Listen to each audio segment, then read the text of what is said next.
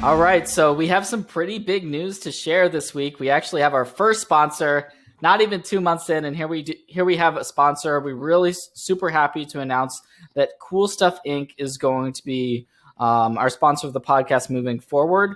And big thank you to all of those guys, Evan, Irwin, and the group there for deciding to take that shot on us and work with us. They're going to be putting up $500 store credit for our next tournament. We're going to be running those every month. So we have got the next one theoretically planned for November 28th. Hopefully we don't have to move that date.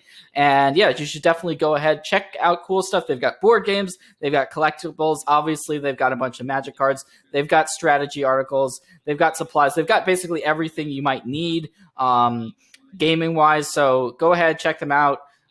And yeah, thank you. Welcome, everybody, to a new episode here of the Planeswalker podcast. This is episode 8 already. This is the second month we're doing this now. And I'm here with my beautiful co-cast, Jason Florent. How you doing, everybody?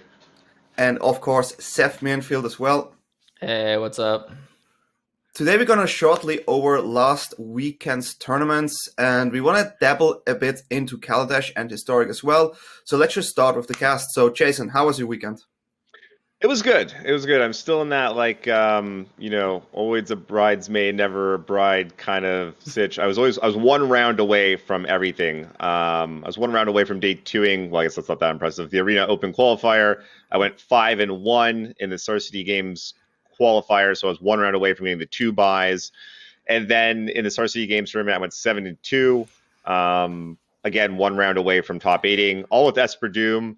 You know, if my play had been maybe a little bit tighter, or if I had a little bit more time to prepare, maybe I could have got there. So like solid finishes, got that 8,000 gems in the bank. And I was happy with my deck choice, but overall, I would say just kind of a middle of the road kind of weekend for me. It's kind of funny. It's kind of funny because I've heard you say that you've been a bridesmaid a number of times, but like, you won like a huge event pretty recently? Like, it hasn't been that long since you won the tournament that, like, the CFB tournament that was like that was like one of the biggest events of the year. So like, before you comment on that, I want to say that I just think that's so natural because it's so easy to forget and move on, because you probably played like 10, 20 events since that, whatever. Like, you've been playing a bunch of events since then, so it's easy to like, all right, well, that's in the past. Well, no, it's a few months ago. Like, it was doing like what did you make off that? Like, you like a decent amount, right? So oh yeah, like a full $1,000. Oh, okay, never mind. That's right. It was after the prize pool got cut. But like, that was. I mean. Thanks, Seth. That's just coming out here with the freaking barbs right away. Unbelievable. So good. Oh. All right, but like, Seth. You know what? Fair enough, though. I mean, because you would think that I got a lot of money because you did win $100,000 at the Mythic Invitational, right? Like, you got that big 6-figure. Straight. Oh wait, no, that's right. You also got 10%. No, you must be thinking about World Championships, Jason. I did win 100K there. It's easy to mix up the two. That was this year, but sometimes my. Oh, that was it. Sometimes it's hard to keep track of all. I mean, you win so so many.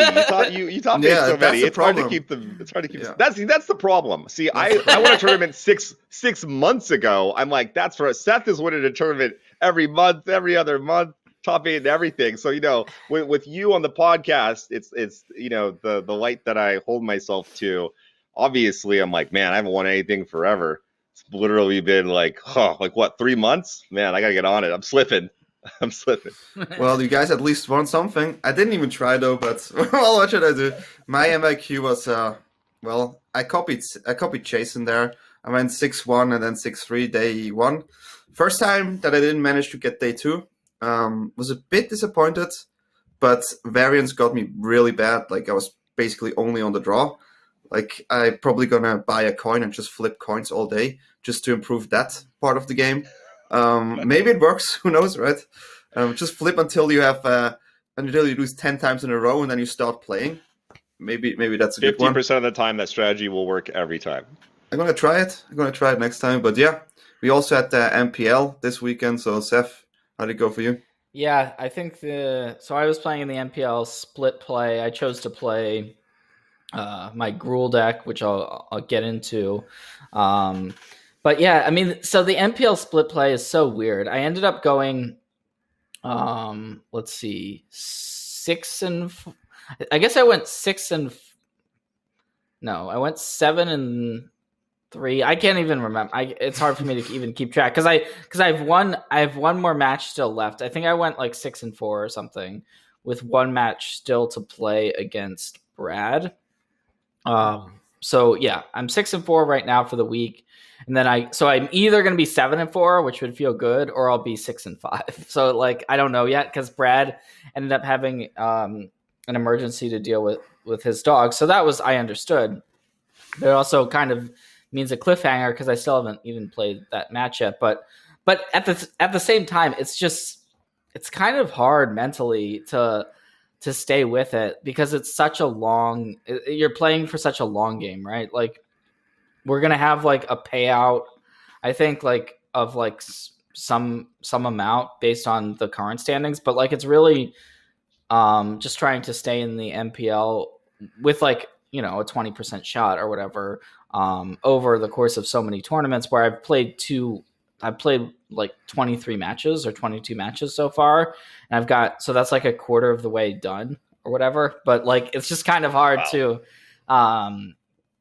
process it all because each match might not seem that much, but like, it's like mentally kind of stressful.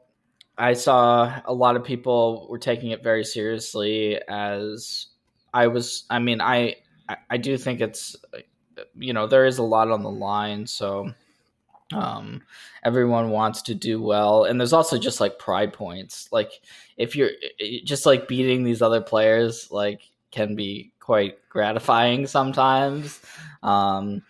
Like I beat Nassif again this week in the Gruul Mirror, so I'll scoreboard that one back for me. I do want to beat Brad because Brad is Brad is always someone who's tough to beat. But then I played a couple close matches over this time. Like I lost to Ken Yukihiro's food deck, which by the way that deck seems really sweet, but in a really close one where it's like maybe if I made a decision or two or if he had made a decision or two differently, it would have gone my way. Similarly, I had a match the first week against Ray where I think I messed up. So like, it's like you're always going to, as a Magic player, at least in my situation, and you play all these matches, you're always going to like go back.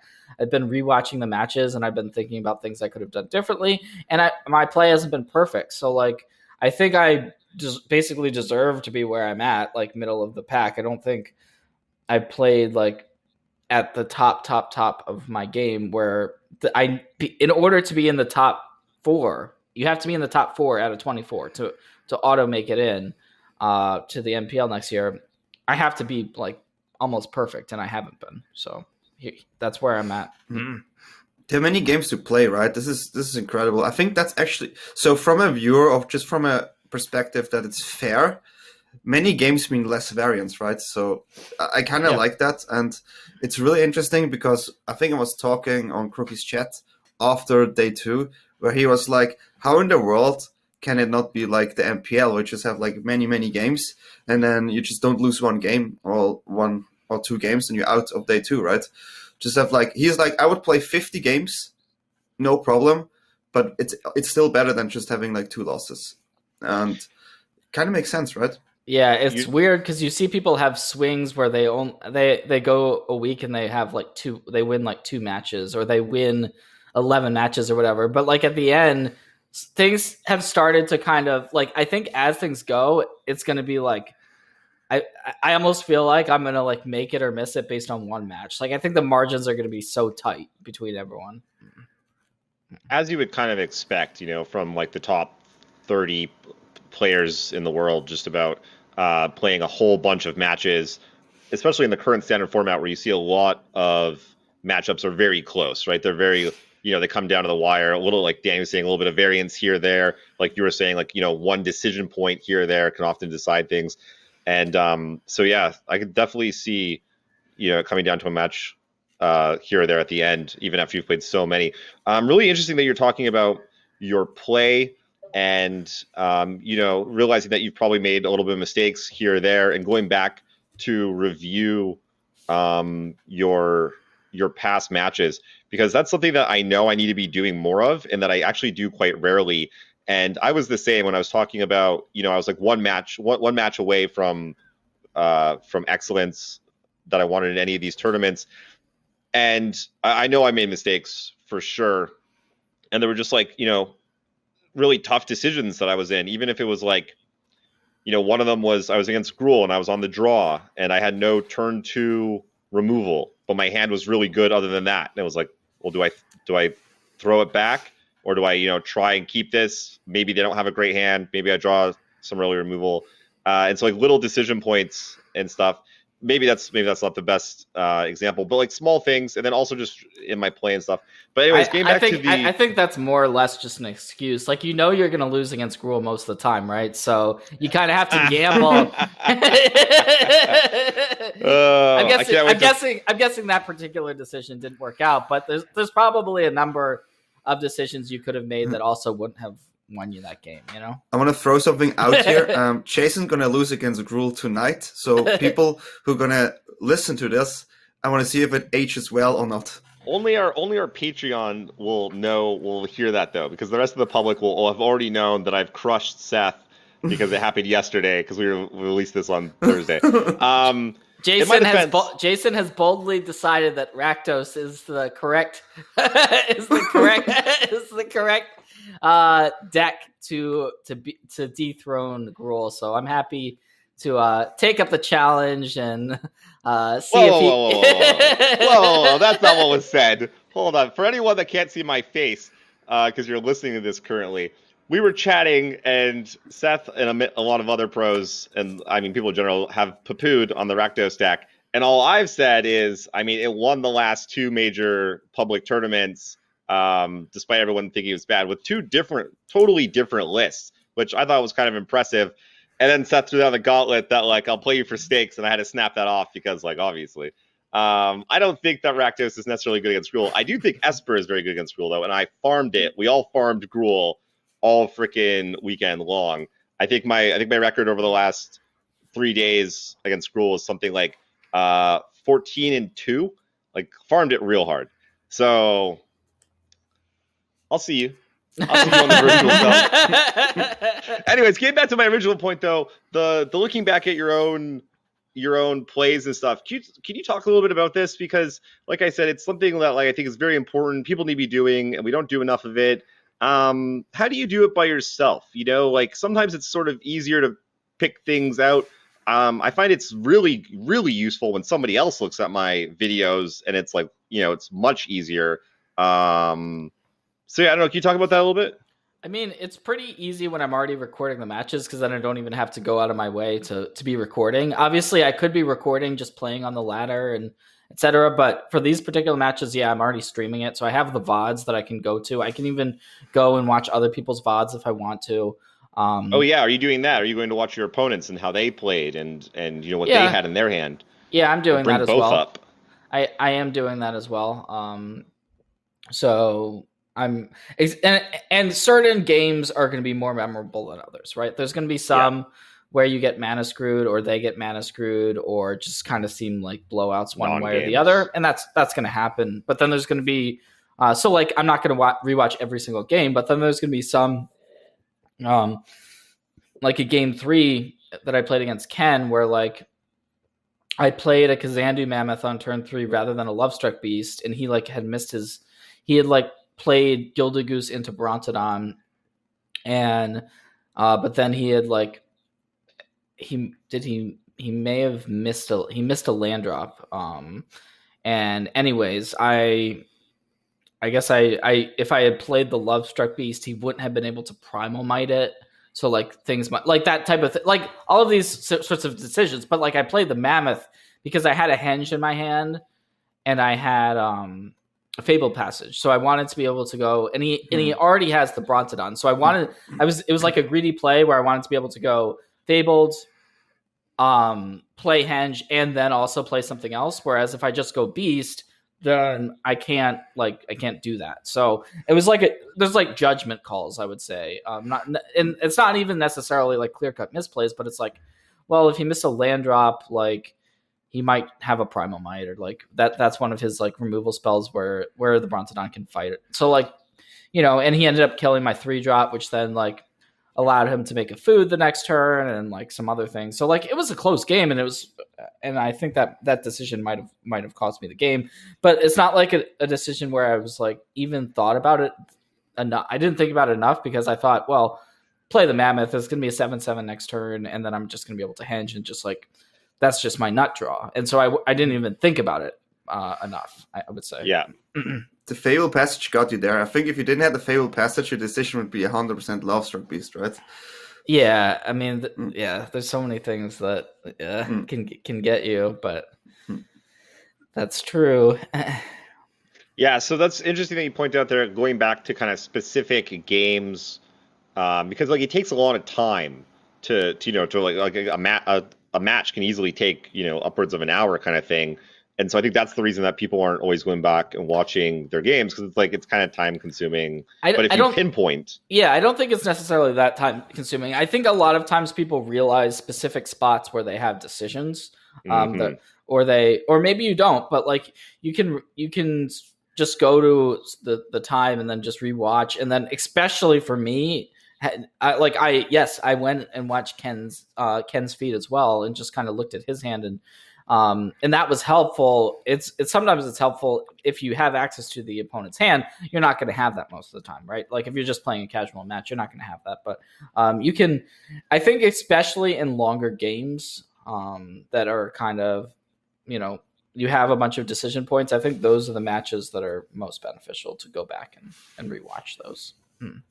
Yeah, that makes a lot of sense. Do you ever do anything like? Do you ever watch on 1.5 times speed or something, like anything like that to? I mean, I just kind of go to the spots that I remember that I want. Like I'm not gonna jump through. I'm not gonna watch all right. I played a land and I made a 1/1 with my Lovestruck Beast. Like I've already skipped through that, because that's just like right. He's played a turn 1 Gilded Goose. Okay, he's whatever. Like I've already advanced to the spot that I want to. So it's not even. I'm not even watching the whole thing. I'm just kind of watching bits and pieces. Gotcha. Yeah, man, I keep coming back to this. It's one of those things that I need to do more of, and I have just not forced myself to do, because I'm just, like we're about to talk about, on to the next thing. This coming weekend, it's already Tuesday as we're recording this. We've got the Fade to Karma Invitational coming up, and there's also a CFP Clash tournament. And so I want to go back and watch my videos and stuff. I'm like, oh man, I gotta get a jump on preparing for next weekend. So yeah, it's something I gotta make time for. I just need to do, because I think it's that's just how you improve, right? That's the next level of Magic.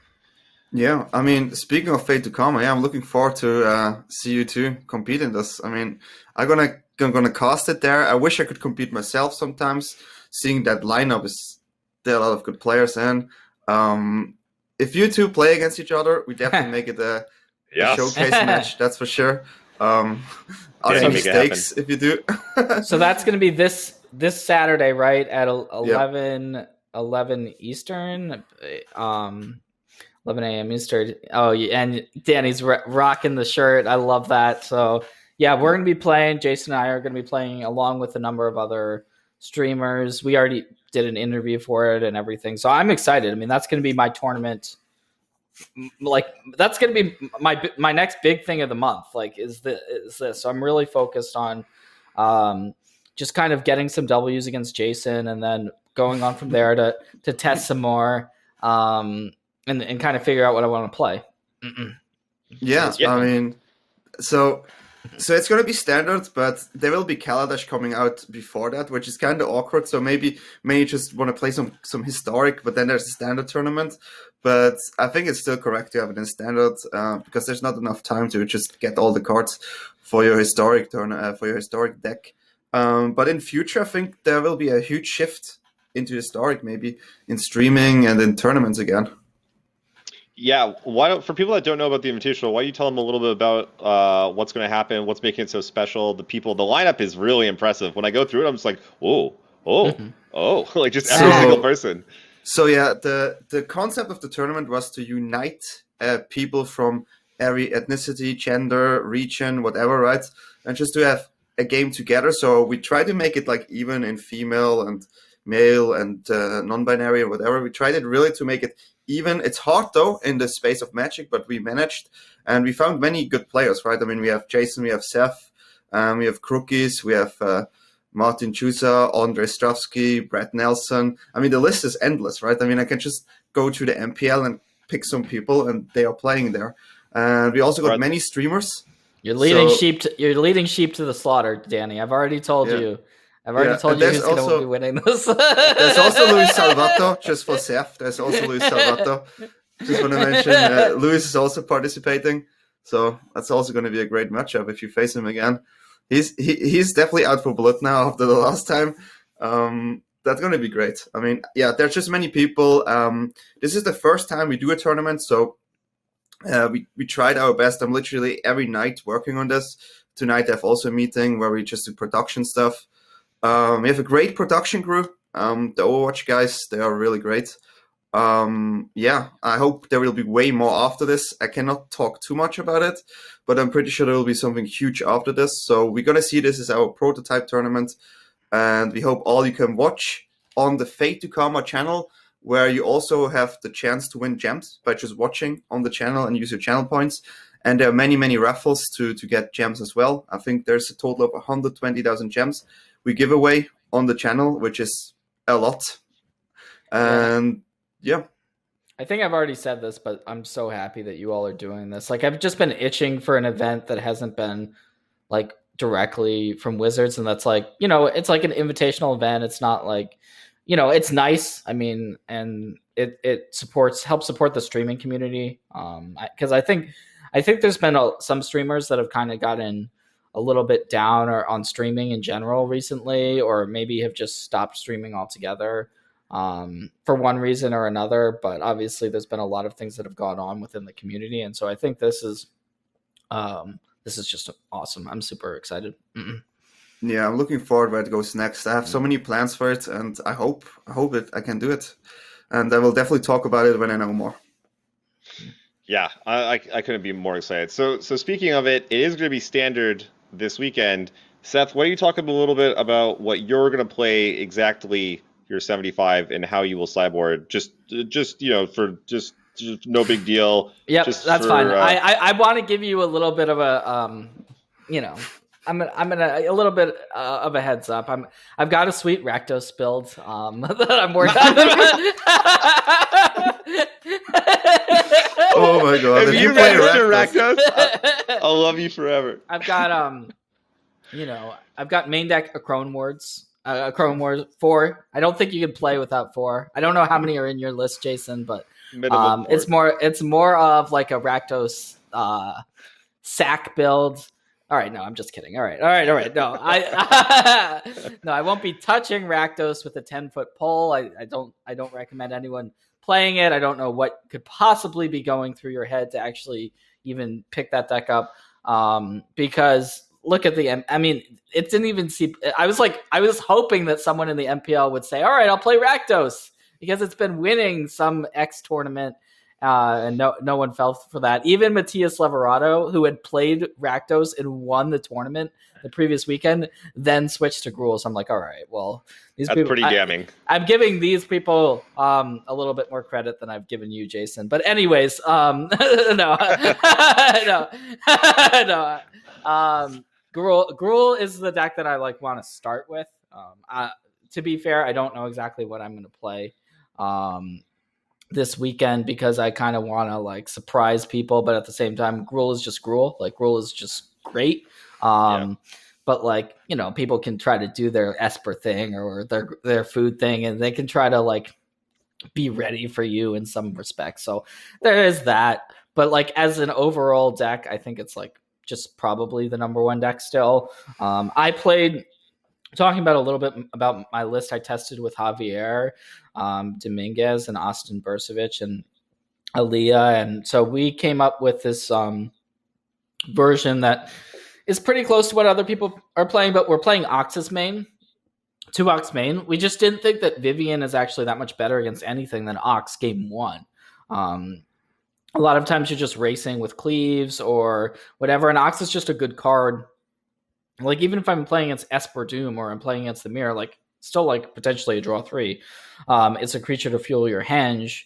Sometimes you can rebuy it in matchups you wouldn't even think you can rebuy it in. So that was kind of our innovation. And I played against Rogues twice. And so having Ox, I beat Rogues both times I played against it. And if you do mill into an Ox game one against Rogues, that they're almost certainly playing less Clings in their main than they would potentially post board. So yeah, I just think Ox is it's a really good card. I think a lot of people had 4 copies of it in their sideboard, but we just like went to the next level basically, and played some in the main. But I do think like it's really tough. Like, we had one Crone War main, but like it's just tough to get an edge in the mirror.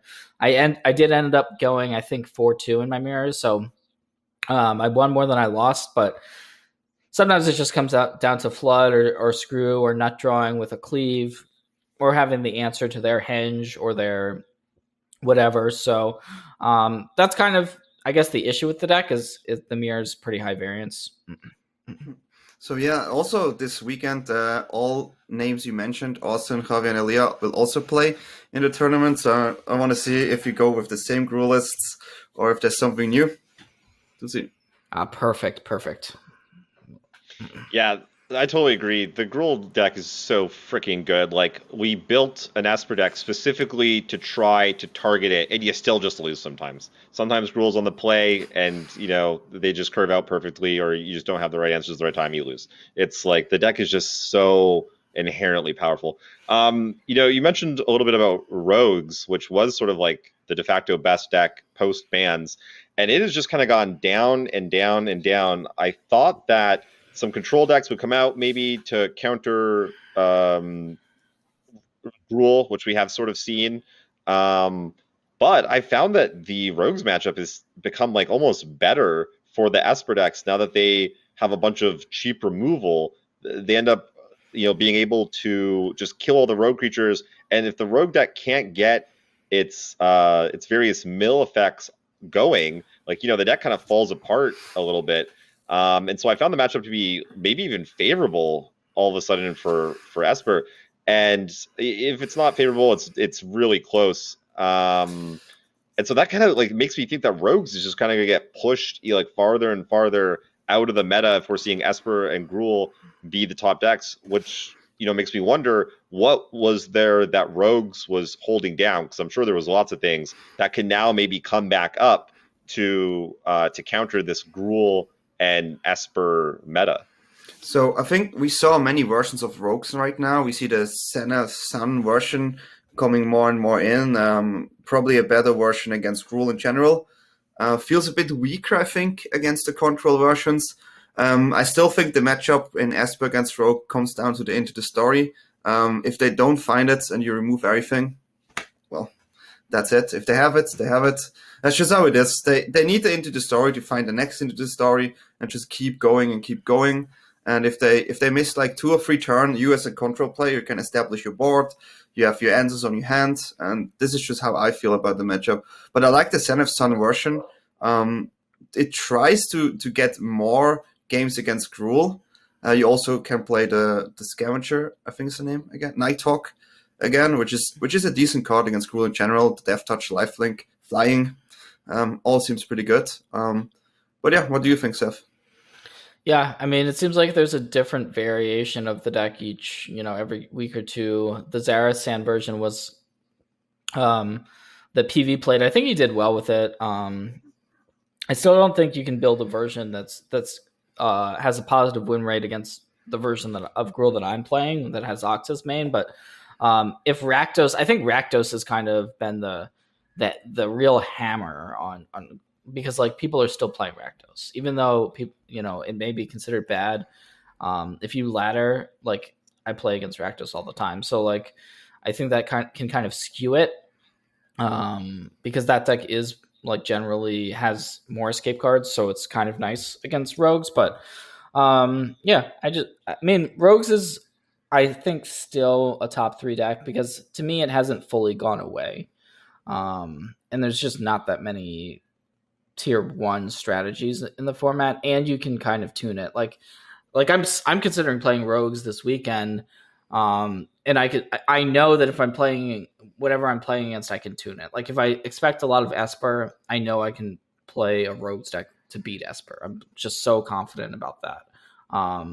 So like, but maybe if I'm doing that, then I'm gonna have a bad Gruul matchup, you know. But yeah, I think rogues is still gonna see plenty of play. What do you think with rogues still being good if food comes back? What is the food and rogue matchup? That's also kind of tricky matchup, I think, sometimes.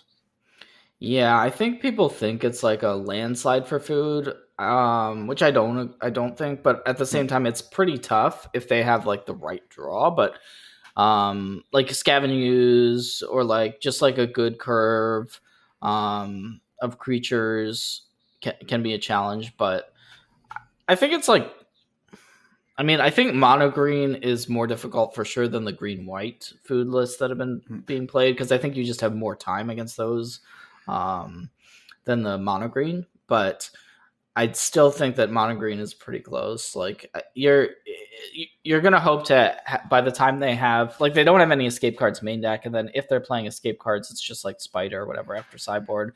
So if you're able to just kind of answer their first couple plays and then have like a counter for their troll, then pretty easy to take control from there.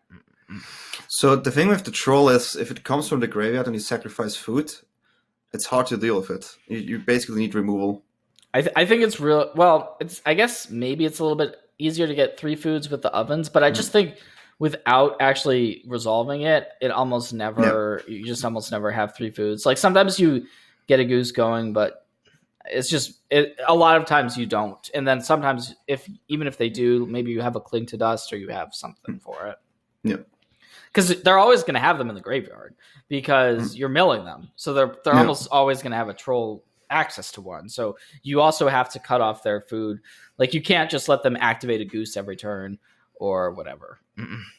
But they don't have that many food generators, right? It's like maybe they have goose and then they have the troll and then maybe they have like some trails or some witches ovens, but you know.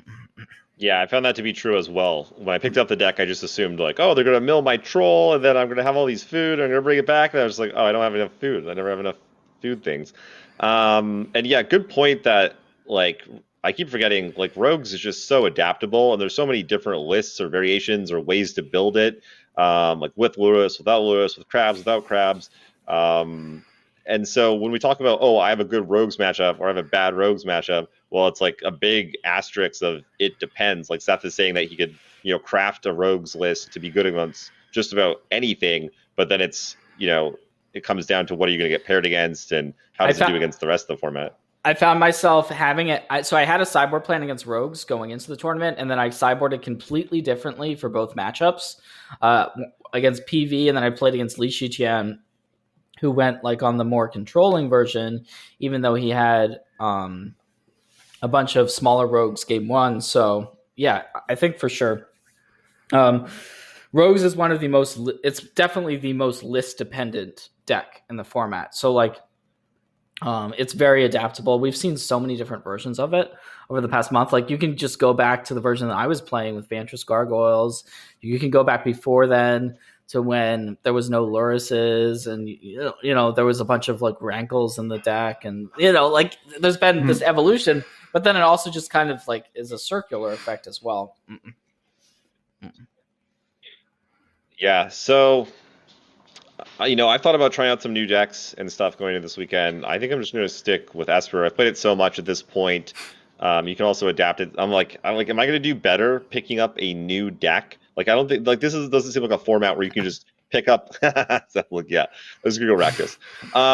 It doesn't seem like a format. It seems like a format that really rewards putting in the work and like fine tuning lists and like really knowing how to play your deck really well, rather than like trying to pick up the magical new 75 like this mono red ramp Ugin lists that we saw come out and stuff, just picking up the new shiny toy, I don't think is really going to be paying dividends.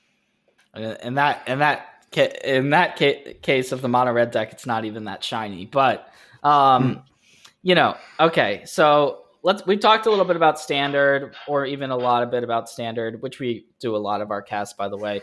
But I want to talk a bit about Kaladesh, because we've got all of us have been playing basically exclusively on Arena, right? And Kaladesh Remastered is going to be the next set.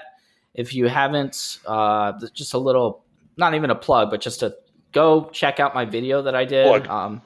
It's not even really, but yeah, it's on my Twitter and on our YouTube channel, the Planeswalker Pod YouTube channel, and it's a really cool video.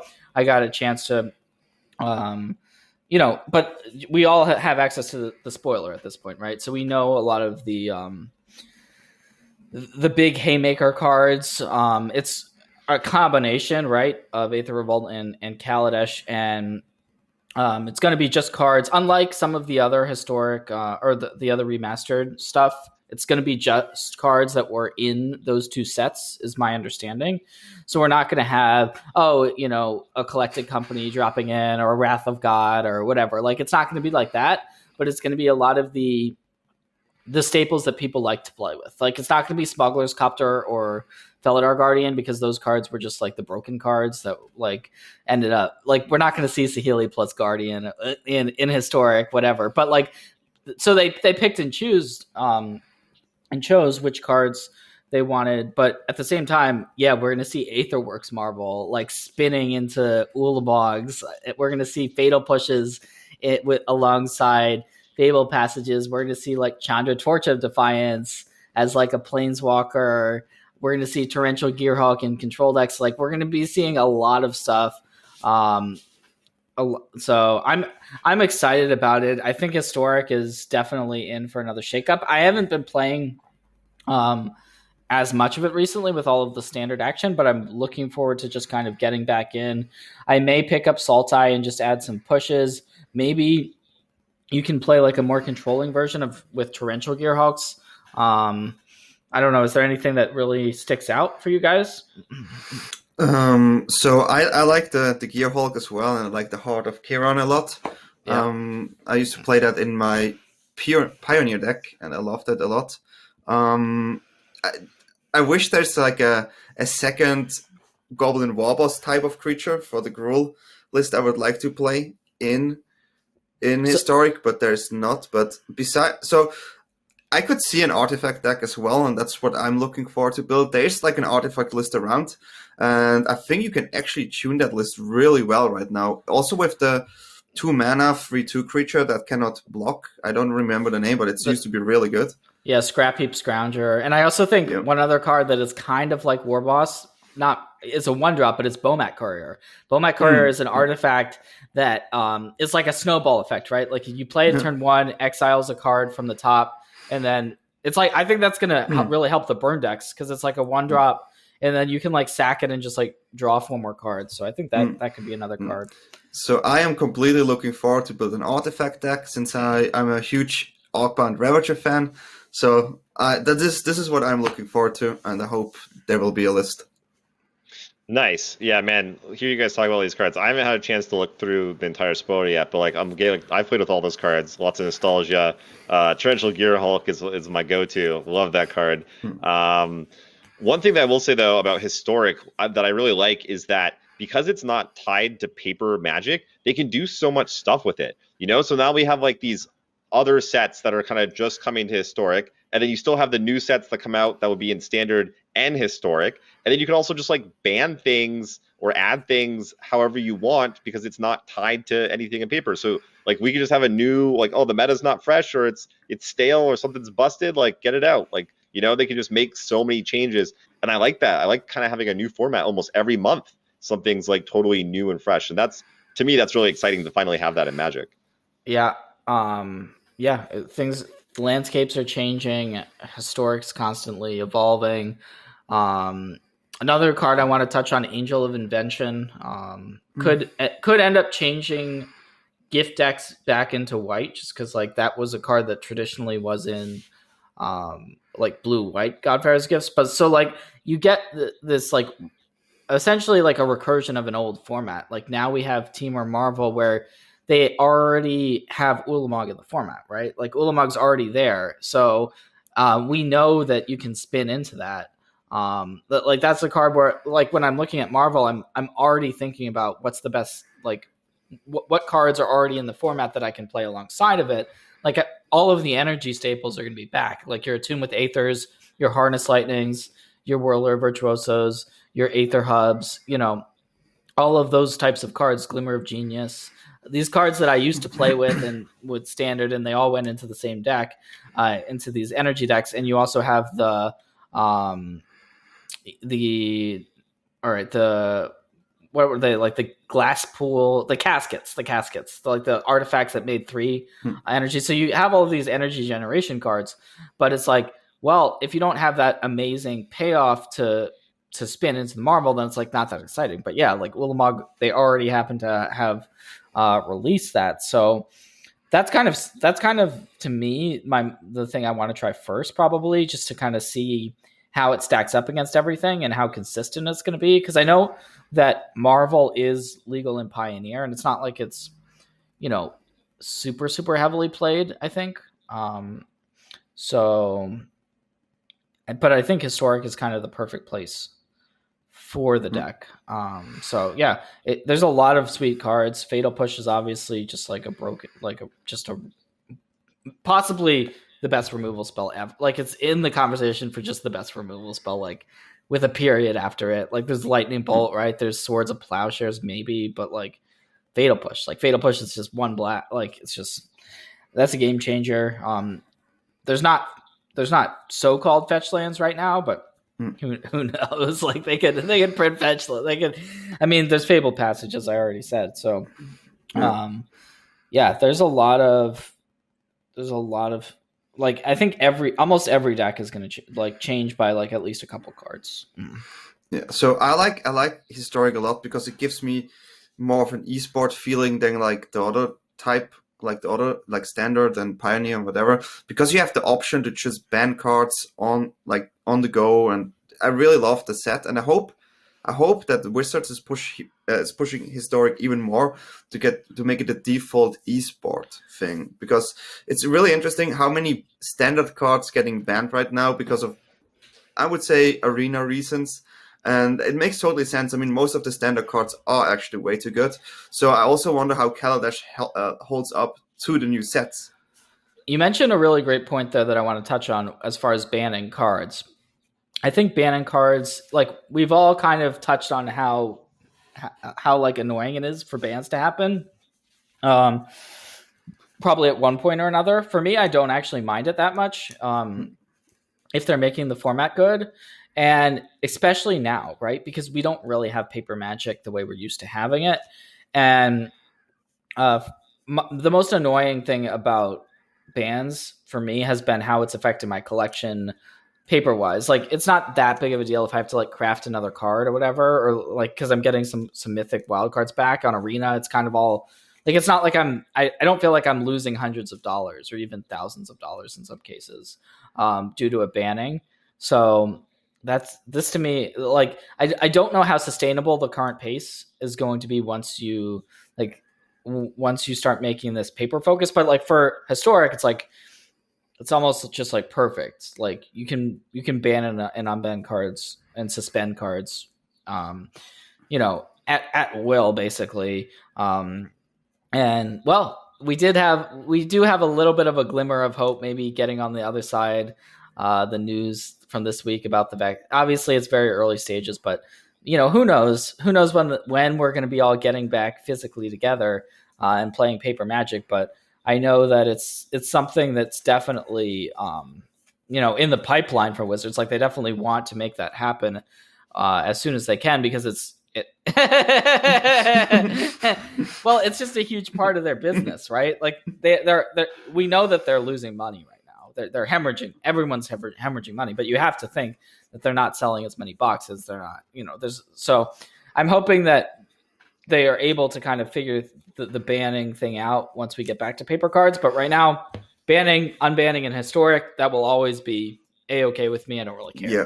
You know, I think that the bannings, the way they do it right now, is really good for the esport, like just for in general for people who play the game, and maybe it doesn't affect me at all. My collection is not too huge. I rather have a healthy standard, and I want to play the game, and so I'm really happy that they just ban like on the fly right now, even in standard. But I can understand if many people maybe they just want to be negative about something and they just need this one. But I think it's good what they do. Yeah, so I haven't had a paper collection in a while, so it doesn't really affect me when things are banned. But we did see like the last format, they did multiple bannings at various times, and then like something else just popped up and was like broken again and needed to be banned again, and like it didn't feel like it was working. So then I was like, well, what's the point? But this recent Omnath ban, we went from having an all Omnath format to like I think this is one of the best standard formats of all time. It's definitely in the top. Like, I mean, it's been a lot. I've came back into Magic a couple of years ago, and it's been a lot of very OP cards. And so I'm trying to think back to like, there was definitely some standards where things were like now they just kind of turned around and there was new creations all the time and it was fun and exciting. But like typically there's always a best deck and things kind of get locked up somewhat quickly. And so I don't know, they did the Omnath ban and this format I've been telling people it's like, probably top 3 standards I've ever played. I've really been enjoying it a lot, which is not something I could have said previously in the last couple of years.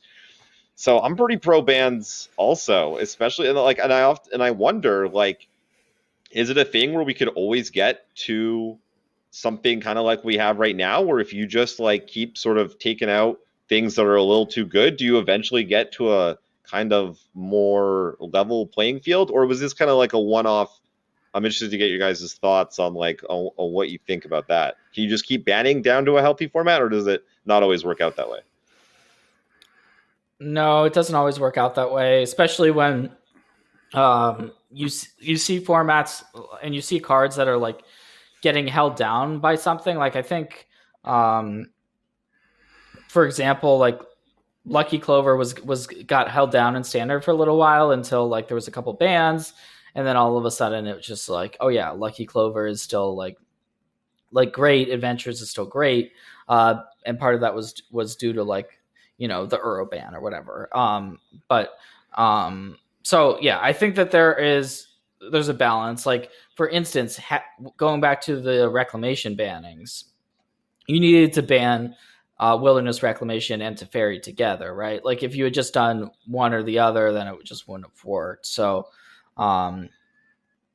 at least in historic. So there's definitely sometimes you just need to think about how it's going to affect the format, because there's normally dynamics where like it's just a problem unless you ban a ton of things, but sometimes it doesn't always work out. So there's definitely a good reason to only ban a couple cards at a time, even if it doesn't actually solve things, because you can just ban more cards the next week, which I think is kind of what we've seen.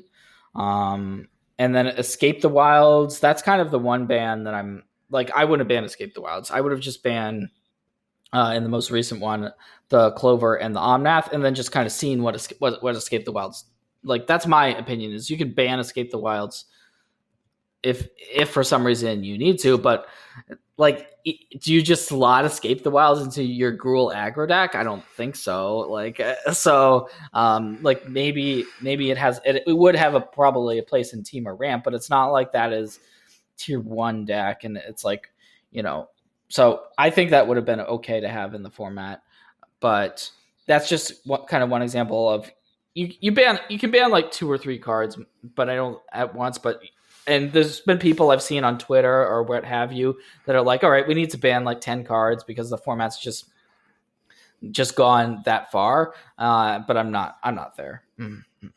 Something else always is going to be the next most powerful thing, right? Like you cut off the head of something. Typically, there's always something else. Like we might have just gotten a little bit lucky that currently things are sort of held in place, but I mean, you could almost make a case for Gruul. Like Gruul's like a little bit overpowered. It's like we're talking about like we made decks that targeted it specifically to beat it and nothing else, and still you'd lose sometimes. But I don't think it's like unhealthy amounts of powered. I also just think it's better. It's more well received if the best deck and the most played deck is an aggro deck. I think that's just. I think players like that a lot more, and there's just more people that gravitate towards aggro. Like if mono red is the best deck or if Gruul is the best deck, then it's. I think that's good. Like I think because then in turn it makes these other cards like it gives you something to target that you kind of. I think it just makes it easier to understand a format. Whereas like if the Yorion Doom Foretold deck was like the best deck, I think it would just kind of discourage people a lot more because they wouldn't know exactly what to put in their deck or how to actually attack it. Whereas here it's like you can put in removal, you can that type of thing where it's like, all right, adding more removal spells to your deck. I think that is something that players know how to do and they can understand. Yeah, I totally agree with that. I actually really enjoy it myself. I like when the best deck is aggro. Like you say, it's easy to target, right? It's something I can wrap my head around. When the best deck, like Esper Doom or Teamer Reclamation, you're like, wait, how do I get the enchantment? Or do I counter the X spell? Or do I have to kill the shark? Or like, exactly. I have to stop the Uro? Like, it turns out they can kill you a million different ways, and that's not what's important. And because with the Teamer Rec, it's like, all right, it's the best deck, and I have no idea how to beat it, or it's just unbeatable. Whereas here, it's like, no, like you can go out of your way to beat Gruul and have a positive win rate against it. So like that's where I say yes, this is a healthy format. Even with Gruul being the top deck, I wouldn't make any bans right now, and I think we're in a good spot. Yeah, totally agree. And looking backwards, has there ever been a time when an aggro deck was too good, where there just weren't good enough answers? Does that happen sometimes? For me, it's very rare. I think that they just don't print. It's harder to like print insane aggressive cards. In general, I guess. I mean, we saw the ban of what was it, Burning Tree, Emissary, and Historic, but then they just unsuspended it or whatever, and now it's back in the format because they realized that they actually made Gruul too bad by doing that. I remember that. That's when I played Nationals when I was like 12 years. There was a card called Skull Clamp. Okay, sure.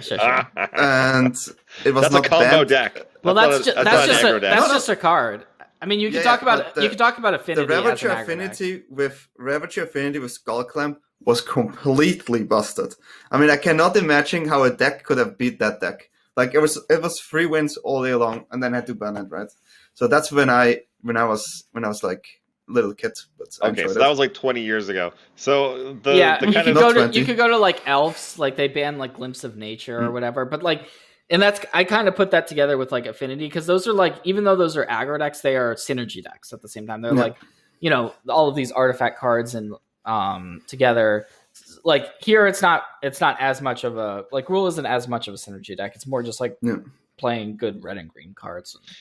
So the point that I'm kind of trying to get at then is, should they be looking to push like aggro cards a little bit more, so things like, I don't know, Cleave or Questing Beast, or and then having answers to those? It's almost like meat and potatoes magic. Like, we don't need to do like crazy Omnath stuff or Reclamation or Fire's Invention. Like, just give us like dudes and answers to dudes and like.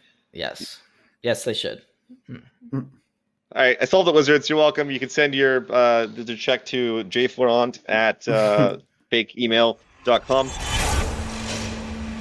All right, so this is we're going to wrap up this episode and kind of go over what we all at the Planeswalker Pod are kind of all about, right? Because we do have a team outside of this podcast and our Patreon where we've got people signing up to the Patreon, but we actually are trying to make it worth your while, right? We're trying to give back, and we've got some really, really great members already, and this has been our first 2 months. We've got so much positive feedback.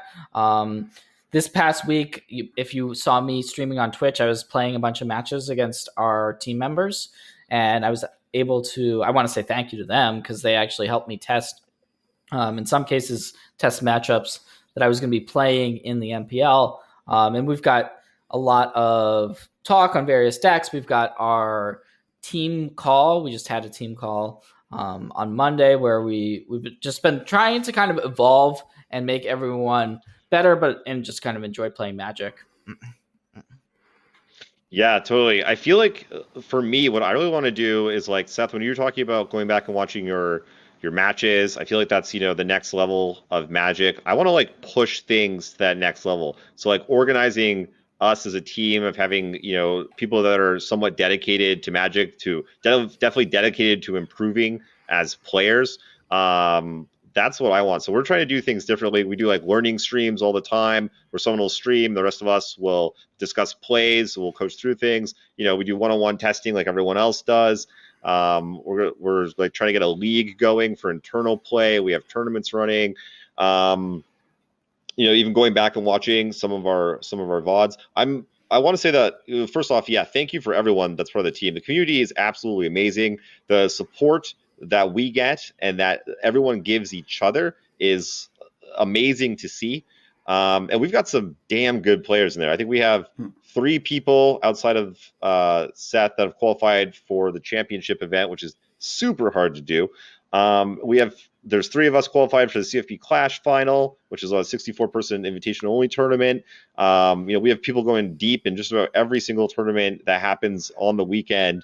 Really talented, fun-loving, awesome group of individuals. I want to say just one more time, thank you guys so much for all the hard work and dedication and time that you put in, and for kind of believing in us and our vision for what we're trying to create. Because I couldn't be happier. I'm just like over the moon with what we've done in just a couple of months, and we're just growing. So yeah, I really, if that sounds enticing to anyone that's listening to this, like come check it out, come see what we're doing, because I think you'll be impressed. Yeah, I can just say the same as both just said. I really enjoyed there. Just yesterday, I was in a channel coaching someone, talking about plays, and that is something I really like to do. Just talk with the people in our Patreon and play together some games and just hang out, right? Especially after like a long day and you just want to hang out. It reminds me on like in all the games where I just go to your TeamSpeak or Discord and just hang out with people. It's the same for Magic, and I never had that experience. So it's really cool. And if you like that, just join us. Yeah, it's almost like having like your local game shop. I feel like a lot of us being young, being like, like 15, 16, and then like older, like there's that local game shop, all the people, like all the regulars and stuff. Like we had a couple of those, and it's like that, except we're from all over the world. But like, everyone's always going to be there. It's just the best. All right, so I think that's it for us today. Thank you guys so much for listening. We'll be back again every Thursday, the new podcast. Be sure to check out the F2K Invitational. If you can go back in time, you want to see me kicking Seth's butt with some Rakdos, you can go check that out on our Twitch channels. So as we're wrapping up here, guys, we just wanted to say thank you again to our first official sponsor, CoolStuffInc.com. For all of your gaming needs, make sure you go to Cool Stuff Inc. They have Magic cards, they got Yu-Gi cards, they got Pokemon cards, Dragon Ball Z, basically whatever you could possibly need for gaming, they've got it. They've got sleeves, deck counters. They also have a great article for strategy articles. So if you're looking for new decks to play, sideboard guides, they've got you for literally all of the formats. So I just want to say thank you again to CoolStuffInc.com. Really excited to be working with you guys. Yeah, it is great to have our first sponsor here in the Planeswalker Diaries podcast. Also, really thank you for sponsoring our tournaments here to give back to our community, to give back to our patrons with $500 store credit for the tournaments. And yeah, again, thank you.